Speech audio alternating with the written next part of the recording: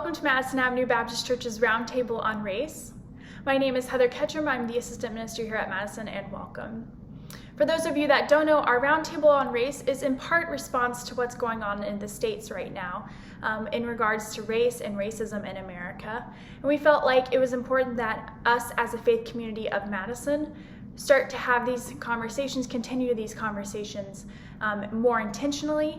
So we created this roundtable on race that features different resources, interviews, or a spotlight like this one you're watching from a member of color of our congregation. Alongside this, we're hoping that people are going through the program Talking About Race that's put out by the National Museum of African American History and Culture in DC. It's a program to help you kind of dig down into the issues of race and racism in your own self and in your own life and your own experiences. So we hope you're going through that individually and talking with each other in the community, in your family, your neighbors, etc., and keeping these conversations going.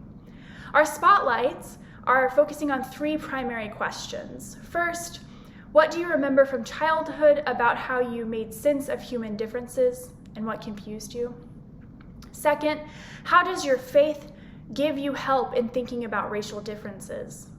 And then third, what do you hope for the young ones in your family? So those are the questions we're going through. We're hearing from different people in our congregation, and this week we get to hear from Jacqueline Hand. Jacqueline's going to share a little bit about her story and her experiences. So we hope that you would posture yourself in a position of listening and hearing about her and her experience. So thank you, Jacqueline, for leading us this week.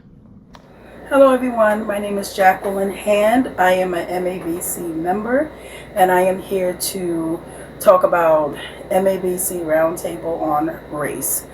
I grew up in a very, very diverse community. My parents have always raised us in a community of people of different colors and races, sexual orientation. We grew up knowing that there were people that lived around us that did not look like us. And we also understood and knew how people were really supposed to be treated. And, we witnessed a lot of discrimination, not just in reference to ourselves, but also people in our own community that didn't look like us.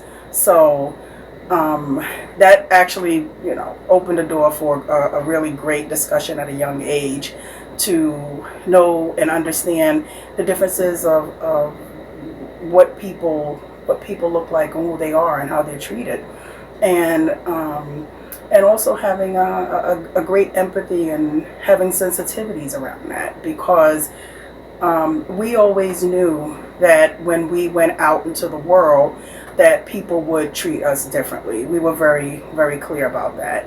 And my mother and father did not, put a great emphasis on the fact that you are going to go somewhere where you don't look like other people, but they made it very clear of what the standards were of how you conduct yourself when you are out in the world and what the expectation was.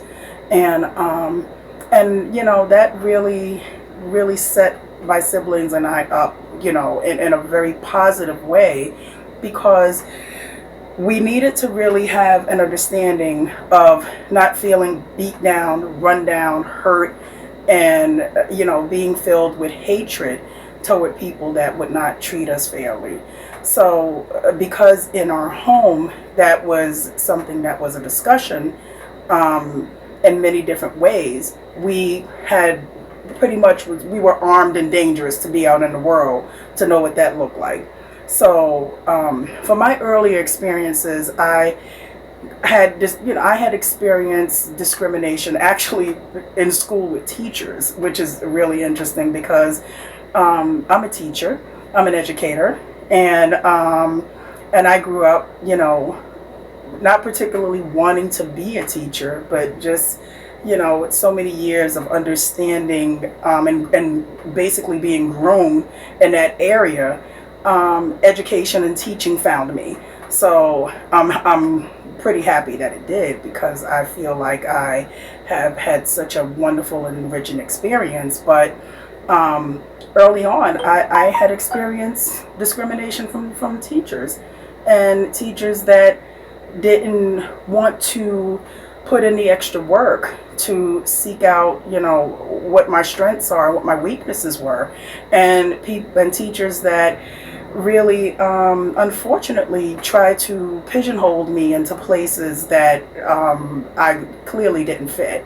So, and a lot of it was surrounded around the fact that I think people made an assumption that because you look a certain way, that maybe you are not in a place where you can adequately fit with other folks.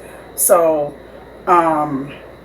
I kind of had that experience very early on, and I have been known to have a very strong personality. So I was able to assert certain things, even as a child, of where I saw wrongdoing and what was the standard of not conforming to those types of discriminations, I want to say. But I think really what the point is, and really what the message that I really want to get across, is that we have seen this country in an upheaval within the last 3 weeks for obvious reasons. And I think at the core of it, we're seeing that it's not just about people who are constantly mistreated based upon their race, but it's about people who are mistreated and discriminated against and not treated fairly and not given a chance and not allowed to have an understanding that we are on an equal playing field. After a while, that becomes very frustrating, and every volcano erupts. And I think, in a sense of what can we do? Where can we go from here? What is the plan of action in reference to race, in reference to the sensitivities of not just race, but class and discrimination? I think where there are people who notice, sense, understand, have an idea, I think we can all testify that there are people who have been in a position where if they were not compliant, they kind of they understood that something was not right that was happening. And I think where we start and how we go about fixing things like that is we have to be brave enough to say, I'm not going to contribute to that. And I think we have to have these hard conversations that race, race matters. It really, really matters to a lot of people. Some people are raised in a certain way where they are told, and they have these biases that they grow up with. And if they never meet a person of color, or if they only see certain narratives of people of color, they go by that. They don't automatically seek out relationships, or they don't seek out the understanding that all people are not alike. And I think what happens is it becomes such an embedded thought process that some people just, they kind of go through life that way. And when they go through life that way and they are confronted with situations that are difficult, that are hard, that are not easy to explain, you go back to what's safe for you. And that is a place where, people clam up, and, race becomes a very difficult conversation for people. I know that, people of color, we're pretty clear about the struggles and about the discriminations and, what happens on a day-to-day to some of us. And when I say we're pretty clear, meaning that I think when you are constantly exposed to something so often, you don't respond to it the same way all the time. So for myself, even up until, I want to say recently, maybe a month and a half ago, I've experienced being discriminated against. And for me, the way I handle it moving forward is I try to make sure that I am in a place of always empowering myself to understand that some people just they lack the education to understand how to treat people. So because I'm an educator at heart, I try to especially address people where it is directly happening to me. I try to address them from an educational perspective. I want to tell you, it takes a lot of patience to do that with certain people. But honestly, I'd like to say I'm in a place where I think that's the way of how I handle it, and that's the way of where I want to go. Anger, rage, all the other elements that come with it, it's completely understandable, especially, just like I said, when it's something that's a constant situation. But I do feel that as a nation, as a people, as a whole, there's a way of how we kind of navigate ourselves through it. My family and I, we have had many conversations about race, many conversations about how do we conduct ourselves in a way where it doesn't become a situation of anger, and that it becomes a situation and a lesson where we can continue to build on it with integrity and with standards, and really opting in to maybe supporting someone else to kind of have a different way of how to think. Some people, it doesn't matter what you say, you'll never reach them. But some people, lightning can strike and you never know.